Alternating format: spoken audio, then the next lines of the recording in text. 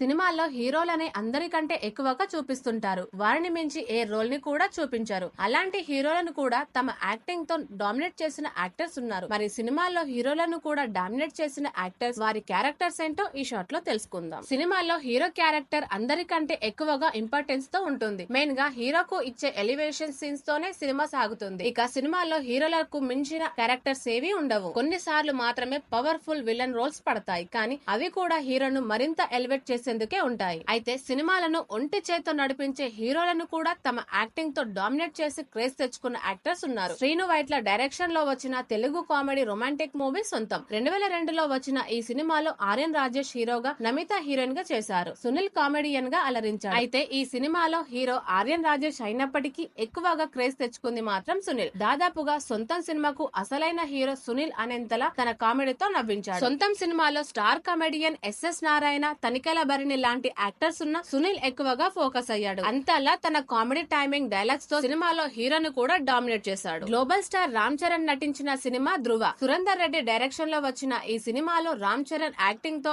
Action scenes తో అదరకొట్టాడు. అయితే ఈ సినిమాలో విలన్ గా చేసిన అరవింద్ స్వామి తన నటనతో ఇచ్చి పడేశాడు. ఈ సినిమాలో రామ్ చరణ్ కంటే అరవింద్ స్వామికే చాలా మంది ఆడియన్స్ కనెక్ట్ అయ్యారు. ధృవలో అరవింద్ స్వామి తన నటనతో విపరీతమైన క్రేజ్ తెచ్చుకున్నాడు. Stylish look, screen presence, arrogant acting తో రామ్ చరణ్ ను డామినేట్ చేశాడని చెప్పుకోవచ్చు. తమిళ సినీ ఇండస్ట్రీలో నటుడిగా విపరీతమైన క్రేజ్ తెచ్చుకున్న డైరెక్టర్ ఎస్జే సూర్య. రీసెంట్ గా రిలీజ్ అయిన సరిపోద శనివారం, గేమ్ చేంజర్ లాంటి సినిమాల్లో కూడా తన నటనతో ఎస్జే సూర్య అలరించాడు. అయితే స్టార్ హీరో విశాల్ నటించిన మార్క్ అంటోనీ సినిమాలో ఎస్జే సూర్య కీలక పాత్ర పోషించాడు. హీరో విశాల్ అయినప్పటికీ తన యాక్టింగ్ తో డామినేట్ చేశాడు ఎస్జే సూర్య.